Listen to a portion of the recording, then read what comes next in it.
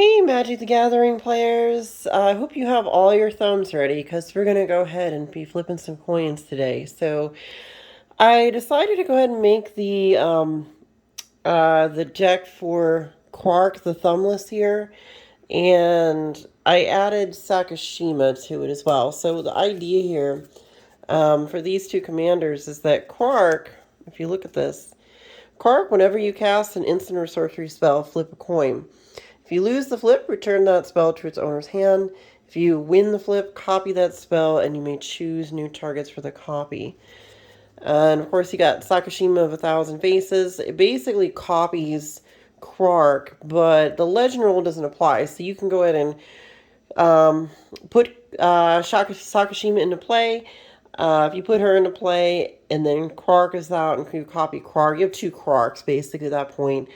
Now, once you get her, if you want to copy Sakashima, you can go ahead and copy her because now that the legend rule doesn't apply, you can just basically copy Sakashima and have it enter the battlefield as a copy of Krark. So you can get more Krark the Thumbless into play.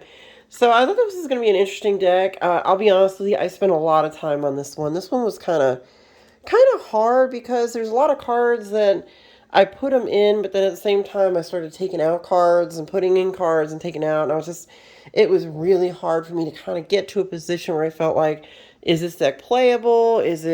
Can you actually win with it? And I did find kind of a little bit of a balance there where it looks like you can win with this if you know what you're doing with it. So let's go ahead and dive into the 99. First, we're going to hit all the creatures here. First creature we got is Thing in Ice. It has Defender. When Thing in Ice enters the battlefield with 4 ice counters on it, whenever you cast an instant or a sorcery spell, remove the ice counter from Thing in Ice. Then if it has no ice counters on it, you can transform it. Now, what it transformed to is a 7/8 creature, but when it enters the battlefield, it destroys all other creatures. Actually, no, I'm sorry. It sends them back to the person's hand. It's kind of like a Cyclonic Rift. So there's a high probability that once you cast this, you're going to easily get the 4 sorceries or instants out. So once that happens, he'll flip over and you can, go ahead and basically board wipe people and then just do what you want with the rest of that. Go and swing in or do what you want. Now this is another Sakashima, so what you would do here is you would go ahead and play this Sakashima after you already played the other one. So once you get the first one out, you would want to stack this one with that one. So as it comes into play, you may choose a creature in play. If you do, Sakashima comes into play as a copy of that creature, except its name is still Sakashima the Imposter. It's still a legendary. It gains pay 2 to tap. Return Sakashima the Imposter to its owner's hand at the end of turn if you want to do that. Again, with the Sakashima of 1,000 Faces, the legend rule doesn't apply. So even if you play this and it's a legendary, well, it won't really trigger the legend rule that would cause you to have to sacrifice one of those creatures. So again, it's a good way to copy Sakashima. Next we got is Talran Sky Summoner. Whenever you cast an instant or sorcery spell, you create a 2/2 blue drake creature token with flying. Idea here is that you're going to put this out and then you're going to cast a lot of instants and sorceries. So you start creating little 2/2 drake flyers. So pretty good little sort of synergy with spell casting and whatnot. So next one's going to be whenever you cast your second spell, each turn you can draw a card. Again, obviously, if you cast that second spell, well, it's going to trigger it, and then you're going to be able to draw another card, or any of the other, instant sorceries. A lot of the other things in this deck allow you to do things, copy spells and things. So this should be, should be able to get you some extra card draw as you're playing through the game. Next one we got is Malik Izzet Paragon. You play with the top card of your library revealed. You may cast instant and sorcery spells from the top of your library. Whenever you cast an instant or sorcery spell from your library, copy it. You may choose new targets for the copy. You can see where that's going. I put Imperial Recruiter in here so that you can go tutor up a creature with power 2 or less, and then put it in your hand so you can go and cast it. So again, you want to be doing this so you can start trying to get more value out of your spell casting. So when you put him and you're pulling a creature out of your deck, get to your lands, instants, and sorceries a little faster. But it also you know, gets another thing into play that might synergize well with the deck. Next we got is this guy, Zinder Split, Eye of Wisdom. You can partner this guy if you want to. I actually opted not to this time, but I was on the fence. I was thinking I might put the others, Khan, I think his name is, or Khan, Eye of Chaos. I thought about doing it, but I think with this card, this is kind of what I wanted to get out of it. So at the beginning of your combat on your turn, flip a coin until you lose a flip. Whenever a player wins a flip, you draw a card. So if you go to combat phase and he's out, you can go ahead and start flipping some coins, and you know, you'll see why that's useful here in a minute. Next we've got, it's going to be, I think it's Isior or Easior, Ward Wing Familiar. Spells your opponents cast that target one or more commanders you control cost 3 more to cast. So it gives your commanders, I want to say, kind of like Ward, like that Ward thing that came out recently in Strixhaven. But it's a good advantage to keep your Sakashima and your Krark on the field, so that way you can, you know, keep flipping coins. Next we got is this guy, Harmonic Prodigy. If an ability of a shaman or another wizard you control triggers, that ability triggers an additional time, and of course has prowess. So if you'll notice that, let's take a look here. Take a look at Krark. He's a goblin wizard. So you're triggering him twice, and she's just a rogue, but she's copying a wizard. So from what I gather, I believe it changes it to Krark's creature type, because it's a yeah, it's an exact copy of the other creatures. So, you know, I'm going to go ahead and call it, and I say once it goes in, I'm assuming it's going to go ahead and turn into a goblin wizard.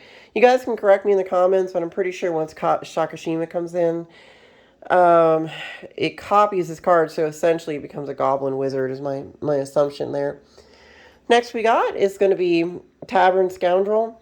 Whenever you win a coin flip, create 2 treasure tokens. So this is going to be amazing, because with all the other cards, you know, flip coins, and every time you win, you know, treasure tokens are going to come into play, and it's a good way to get some, you know, mana generation. So if you want to sacrifice something, you can go ahead and flip a coin, I guess. It's kind of cool. Next we got is Gutter Snipe. Whenever you cast an instant or sorcery spell, Gutter Snipe deals 2 damage to each opponent. So, you know, that's going to, especially when you're copying instants and sorceries, Gutter Snipe's going to trigger. So, you know, in one turn, if you cast 2-3 things and they're doubled, you're already dealing 10, maybe 12 damage to somebody. Again, if you get to, you know, start getting those spells out quicker and quicker, you know. So really super helpful. Next we got, it's going to be this one. Lear, Disciple of the Drowned. Spells can't be countered. Each instant and sorcery card in your graveyard has flashback. The flashback cost is equal to that card's mana cost. So super, super helpful. Next we got is God, Eternal Kefnet. This one has flying. You may reveal the first card you draw each turn as you draw it. Whenever you reveal an instant or sorcery card this way, copy that card and you may cast the copy. That copy costs 2 less to cast. When God, Eternal Kefnet, dies or is put into your exile from the graveyard, from the battlefield, excuse me, you may put it into its owner's library third from the top. So you'll never not have this card, I guess. If you lose it, you can always get it. But it definitely helps to get that, you know, that copy cost down by 2. I mean, that's super helpful. Lots of ways that can go off a lot. This one is a commander, I believe, for one of the newer decks. I had to put it in the 99. I suppose I could change it out and make him the commander, but I kind of wanted to do the whole flip the coin thing. So, you know, with that type of idea, this card is good in the 99. So, it says, whenever you cast or copy an instant or sorcery spell, Veyran, Voice of Duality, gets +1/+1 until end of turn. If you casting or copying an instant or sorcery spell causes a triggered ability of a permanent you control to trigger, that ability triggers an additional time. So that would, again, cause Krark to go ahead and trigger again and give you another coin flip, you know, and of course you can try to copy another sorcery. Another cool thing, too, is if you flip 2 coins or something, you know, you have Krark's Thumb out or Sakashima or something, if you lose one of the flips, the card goes back to your hand. So you can cast the one, get it to go off, then the card goes back to your hand, then you can cast it again and try it again, and you should be able to kind of wheel through like a lot of repeat sorceries that bounce back to your hand. Then, of course, they can get cast. So you can start to really kind of, I wouldn't say go infinite. I mean, there might be a way to make this go infinite in some way, but the idea is that you get a lot of casts off of the Krark trigger. Karanos, God of Storms. It's an indestructible god, of course. As long as your devotion to blue and red is less than 7, it isn't a creature. Reveal the first card you draw on each of your turns. Whenever you reveal a land card this way, you can draw a card. Whenever you reveal a non-land card this way, Karanos deals 3 damage to target creature or player. So it's like having kind of like a lightning bolt almost, kind of pop out of nowhere and blast either someone's face, or you can blow up a 3 cost or 3 toughness creature or something. Kind of cool. Next, we're going to go ahead and look at this one. We got Archmage Emeritus. Whenever you cast or copy an instant or sorcery spell, draw a card. So there's going to be a lot of that going on, so you're going to get a lot of card draw to that. Next we got is going to be Dockside Extortionist. It's a really great card. It enters the battlefield. You create X treasure tokens, where X is the number of artifacts and enchantments your opponents control. Super useful. Next, we're going to go ahead and see Goblin Electromancer. Instant and sorcery spells you cast cost 1 less to cast. Alright, so that does it for all our creatures. Now, I did throw in some planeswalkers. I was thinking it was a choice between more sorceries and spells versus a little less creatures and a little less planeswalkers, but I think this mix is pretty good. So whenever you cast or copy an instant or a sorcery spell, Ral Storm Conduit deals 1 damage to target opponent or planeswalker. I can do his +2 to scry one. When you cast your next instant or sorcery spell this turn, copy that spell. You may choose new targets for the copy. Again, it gives you like another way to get that off. So good little card to have in there.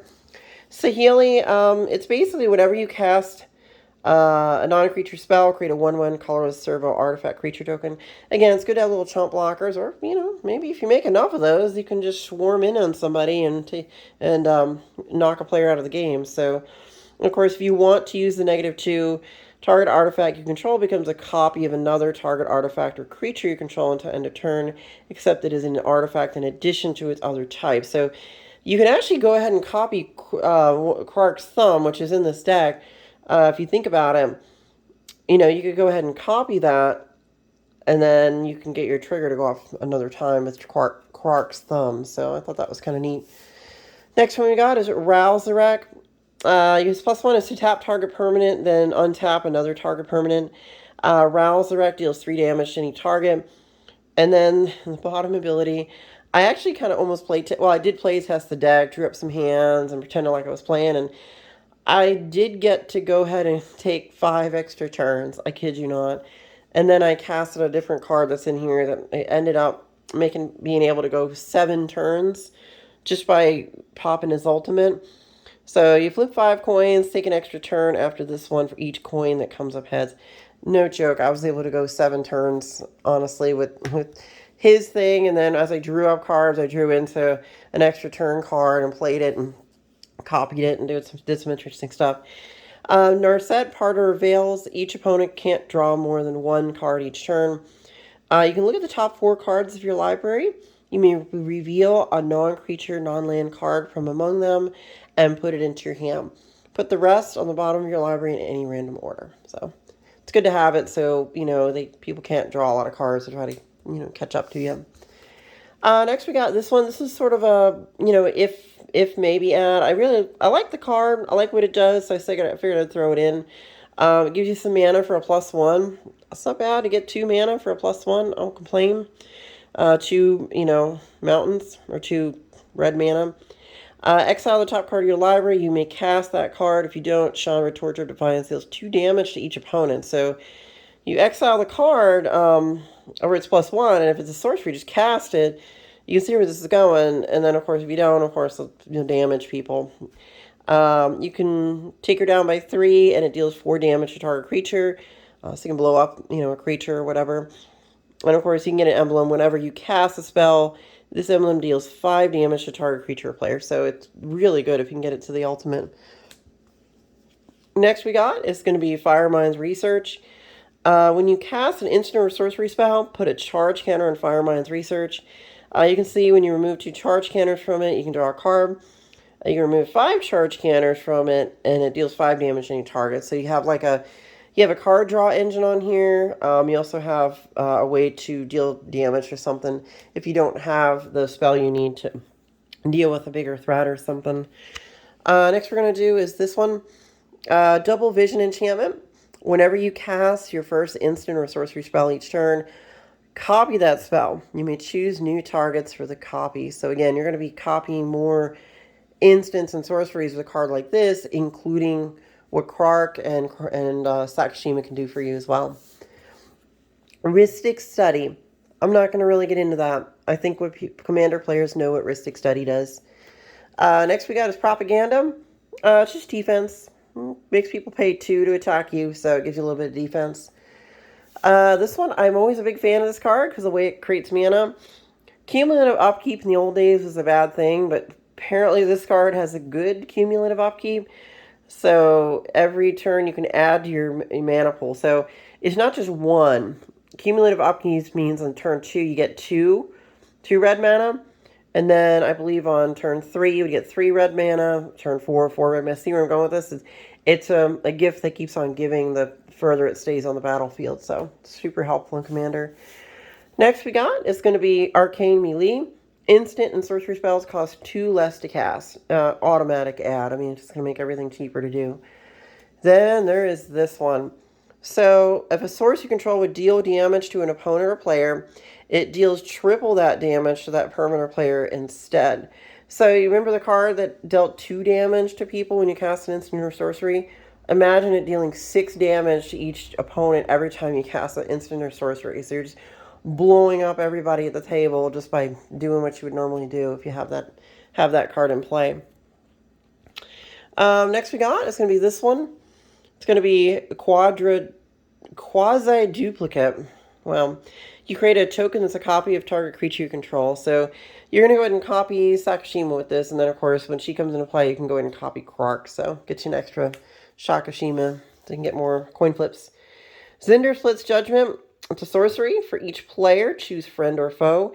Each friend creates a token that's a copy of creature they control. Each foe returns a creature they control to its owner's hand. So if you cast a spell, you copy it, it'll cast again. So you see where that's going? You're creating a token that's a copy of a creature they control. So you can copy Sakashima again, get more Sakashimas out, you copy the spell, you send stuff back to people's hands, copies again, you send it back to people's hands, you're going to get a Sakashima, it's going to do some pretty cool stuff. So definitely keep an eye out when you want to use that one. Stitch in Time. You flip a coin. If you win the flip, you take an extra turn after this one. And again, you see where this is going? You cast this, that you win the flip. Krark goes off, it casts again. Sakashima could go off, it casts again. Then it goes back to your hand. And then you cast it again. And then you see you're just going to take... You could take like 6 turns or something. You do it right, you might... I don't know if you can make it go infinite. If you have to deal with the mana. I assume you'd have to somehow like use like Braid of Fire or something to generate infinite mana. If you can... Especially if you're untapping on your next turn. Well, yeah, I guess so. You could kind of go infinite with that. At least if it bounces back to your hand. You know, if you can get it back into your hand and just keep casting it. Fiery Gambit. Put a coin... flip a coin, excuse me, until you lose the flip or choose to stop flipping. If you lose a flip, Fiery Gambit has no effect. If you win 1 or more flips, Fiery Gambit deals 3 damage to target creature. If you win 2 or more flips, Fiery Gambit deals 6 damage to each opponent. If you win 3 or more flips, draw 9 cards and untap all lands you control. Just so broken, jeez. You can get that to work? Seriously? It's so good. Next one we're going to do is Vandal Blast. You can kind of see what's going on here. Destroy a target artifact you don't control for 1. But you're probably going to want to overload it and just blow up everyone's soul rings and whatever they're doing, you know. So if there's an artifact deck, wow. This is pretty much an automatic game over for somebody playing heavy artifacts if you can get the 5 off there. Alright, so next we're going to do is Sorcery is Surreal Memoir. Return an instant card from at random from your graveyard to your hand, and also this has Rebound. So you can kind of see where that's going. It's a way to get into your graveyard and return an instant or sorcery back into your hand. Oh, maybe you want to get take an extra turn card with that. See where I'm going with that? And then take another turn. This is kind of broken, guys. Seriously. Stolen Goods. Target opponent exiles cards from the top of his or her library until he or she exiles a non-land card. Until end of turn, you may cast that card without paying its mana cost. Super, super useful. Next we got is Ponder. I think you know what Ponder does. If for the new people who have never made a deck like this or never seen Ponder, you look at the top 3 cards of your library and put them back in any order. You may shuffle your library and, of course, draw a card. So super, super helpful to get some card draw and, of course, to kind of rig the next card draws. We got Talent of the Telepath Sorcery. Target opponent reveals the top 7 cards of his or her library. You may cast an instant or sorcery card from among them without paying its mana cost. Then that player puts the rest into his or her graveyard. If there are 2 or more instant or sorcery cards in your graveyard, you may cast up to 2 revealed instant and or sorcery cards instead of just 1. So you can see where that's coming from. That's pretty darn good, especially if you can copy that and get it again and get it again. So yeah, I am super impressed. Next card we got is Temporal Mastery. You can take an extra turn after this one. This is one of those cards I drew up in sort of like a playtest. And I drew it, and I could cast it for its Miracle. So the Miracle is only 2. So you cast it, Krark triggers, Sakashima triggers. You get, I guess, 3 extra turns. And then, you know, it'll go to your graveyard. But then you can go fetch it out of your graveyard and start casting more turns. You see where I'm going with this? It's pretty nuts. So definitely a way to get more stuff out. Next we got, these are going to be all our instants. So we've got a Lightning Bolt. Good old-fashioned Lightning Bolt, deals 3 damage. Kind of cool, because if you copy it, you go zap, burn somebody, or burn a creature. Only, let's say you have a 5 toughness creature, you're only going to deal 3 damage. You copy it, hit them again with the Lightning Bolts. You basically have target removal for 1, maybe 2, depending on how you cast it. Next we got is Pongify. Destroy target creature. It can't be regenerated. That creature's controller puts a 3/3 green ape creature token into play. So you're probably going to copy this and destroy that creature and destroy that creature, and they'll get an ape or something. So, and then you can blast the ape with your Lightning Bolt, I guess, next if you want. This one puts a token in the battlefield that's a copy of target creature control. Again, you're going to copy Sakashima of 1,000 Faces. And then, of course, it has flashback, so if you want to go get it later, you can go pull it back and start copying Sakashima again if you need to. Twin Cast. Copy target instant or sorcery spell. You may choose new targets for the copy. Because this in itself is a casted spell. Krark goes off. You've copied the other spell. This will copy again. So then you copy the other spell. Do you see where I'm going with that? You can get multiple copies of the same sorcery or instant.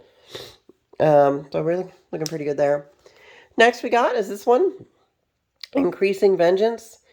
You copy target instant or sorcery spell you control. If this spell was cast from a graveyard, you copy that spell twice instead. You may choose new targets for the copies, and of course it's got flashback, so super helpful.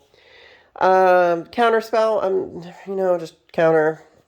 It's going to be in the deck, so super useful. Comet Storm, a place to dump some mana and blow up some people if you want to. Choose any target, then choose another target for each time the spell was kicked, so... maybe this might be a game winner for you. Depends on how much mana you have at your disposal. All right. Mana Leak. No explanation needed. Super simple.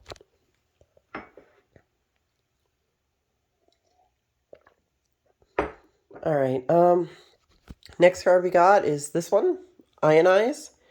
Counter target spell. Ionize deals 2 damage to that spell's controller. Seething Song.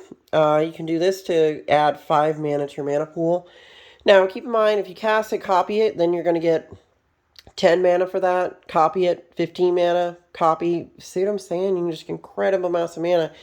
And if you have card draw in place and you're drawing up cards, you're casting stuff, copying stuff, this is just insane what you can do with this. Mystical Tutor, go tutor something or tutor twice. There you go. Copy the instant, tutor it twice. They get a tutor for, wow, such a good deal. I mean, guys, I think this deck is like almost competitive EDH level. Not quite. Pretty darn close, though. I think it's, depending on how this plays out in a 4-person pod, would determine more or less if it's at competitive level. If you control a commander, you may cast the spell without paying its mana cost, and you can counter target non-creature spell. So, super helpful. Next we got Counterflux. Can't be countered by spells or abilities. Of course, can counter target spell you don't control. So, super helpful. And if you want to overload it, you may cast the spell for its overload cost. If you do, change its text by replacing all instances of target with each. Super helpful. Next we got is Cyclonic Rift. Return target non-land permanent you control to its owner's hand. Of course, you can overload it. I think everybody knows what Cyclonic Rift does. Prismari command. You can choose 2 things. Can deal 2 damage to any target. Target player draws 2 cards, then discards 2 cards. Target player creates a treasure token, and you can destroy an artifact. So it's got a few options on there, and again, you can get a double cast on it and do a whole bunch of cool things. Next we got is Decoy Gambit. For each opponent, choose up to 1 target creature that player controls, then return that creature to its owner's hand, unless its controller has you draw a card. So it kind of puts a gambit in place. So if they want that creature, they're going to have to let you draw a card. But if you double cast or triple cast this, you can see where it's going. See what I'm saying? You can get like a lot of card draw for it or blow up people's creatures. So very super helpful. Jessica's Will. It's pretty much a given. You're going to have to play this card in this type of deck. Choose one. If you control a commander as you cast the spell, you may choose both. You can add mana for each card in target opponent's hand, and then exile the top 3 cards of your library. You may play them this turn, so that gives you a lot of, like, it just speeds up the game so much for a deck like this. Alrighty, next we're going to go ahead and flip a coin. I call that, well, we'll call it, it's pretty close. Now, this is something from... when I looked at the coins, guys, I had like a really nice old silver dollar from the 1920s that I wanted to use, some kind of like a peace dollar or something. But as it turns out, the coin was so heavy that when it lands on cards, it can actually dent or damage the card. So it turned out I used like this like pirate token thing because it was big, it was gold, it was kind of cool, but it was light. So, you know, I can't damage a card with something like that. Big suggestion, you know, coins are cool and all, but, you know, I had this big, fat, pretty, you know, silver dollar, but just don't use it. It's too heavy, apparently, when it hits the cards. You got a ruby medallion. It just lets your spells cost 1 less to play. Kind of cool there. Krark's Thumb is pretty much, you have to have this card in this type of deck. If you would flip a coin, instead flip 2 coins and ignore 1. So if you want to win both flips, that's how you win both flips. Or maybe you want to get that card back in your hand to cast again. Well, then you can choose to ignore the winning coin. So it's super helpful in a deck like this. You have to have Krark's Thumb in here. So helpful. All right, next we're going to use Lightning Reeves. I just thought about throwing it in. If I draw it, I can go ahead and protect Sakashima so she doesn't get punted off the field. Because even if Krark gets kicked off, I can go get him back for pretty cheap, but Sakashima costs a little more, so I can protect her. And I'll still have a Krark out, because Sakashima and Krark are the same thing, basically. But she'll at least be protected a little bit. Next we got is just basically some rocks. We got Talisman of Creativity, Arcane Signet, Is It Signet. We're going to use, of course, a Thran Dynamo. I threw in a Sky Diamond. Got a Mana Crypt in there. I think you guys know what Mana Crypt does. Again, you flip coins, but instead of losing the flip, you can flip 2 coins if you have Krark's Thumb out or something. And then, of course, you may not have to have it deal you 3 damage, so that's super helpful. And then, of course, we've got Soul Ring. Over here is our non-basic lands, so I'm just going to run through these pretty quick. We've got Command Beacon. You can sacrifice it and put your commander into your hand from the command zone. If your command tax is too high and you really want to get your commander back out, well, sack it and go get your commander and put it in your hand. Next we got a Scalding Charm. Of course, you crack it and you go get a, an island or a mountain, so super helpful. Opal Palace. We're going to use Frostboil Snarl. It's from Strixhaven. Command Tower. I'm not going to explain that one. Shivan Reef. Dual mana land. I put a pathway in here. A River Glide pathway. You can flip it over if you want it for the red mana, or keep it on the blue and get a blue mana. So it kind of lets you fix which mana you want to use. Is it Boiler Works? Okay. We got Castle Embereth.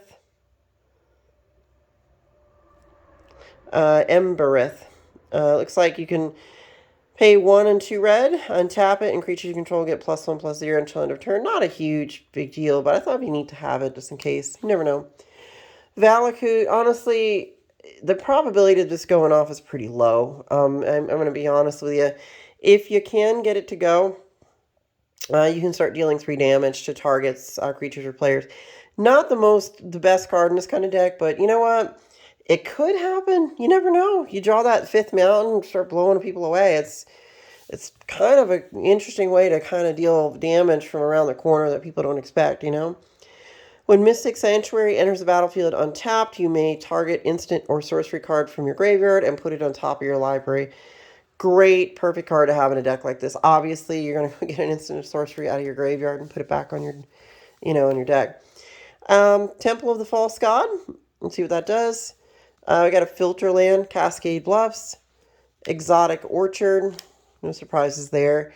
Spire Bluff Canal,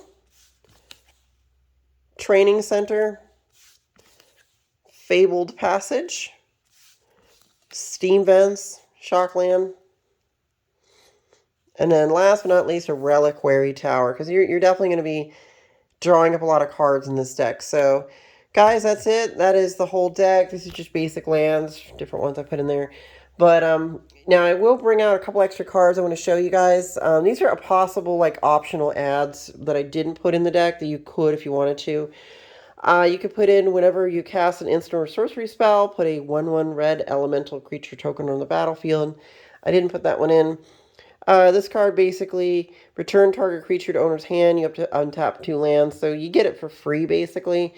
So you can return it, get the card back, you untap your mana, cast it again, and you might be able to go make this go infinite. So keep in mind this kind of thing might be useful too. It was kind of one of those sort of if I might want to add it kind of things. Next we got is Brainstorm. You draw 3 cards and put 2 cards from your hand on top of your library in any order for 1 mana. And let's see, we got Vapor Snag.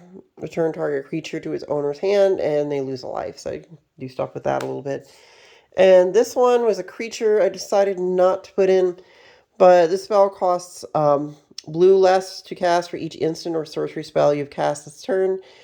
When Demilich attacks, exile up to 1 target or instant or sorcery card from your graveyard, copy it, you may cast the copy. Super, super useful. You may cast Demilich from your graveyard by exiling 4 instant and or sorcery cards from your graveyard in addition to paying its mana cost. That was the only thing I didn't like about it, was the fact that I would lose access to those instant or sorceries as they become exiled. So I did not put this card in, but you may want to. Maybe you're okay with that. Have a little bit different style of playing this deck. But if you do, maybe this would be a good card for you. So, guys, that should do it. This is, again, this is what I call the Krark deck. Just copying Krark the Thumbless. Let's take a look at these commanders one more time. Again, we've got Krark. There he is. You can return a spell to your hand, of course. Or you can copy the spell, however you want to do it. And then Sakashima to copy him. Guys, I hope you enjoyed this deck. Certainly thanks for watching my videos. And please like and subscribe to my channel. By all means, add some comments. Give me some suggestions of some more cards that I might want to trade out here. And I will look forward to making more decks for you guys. See you later. Bye now.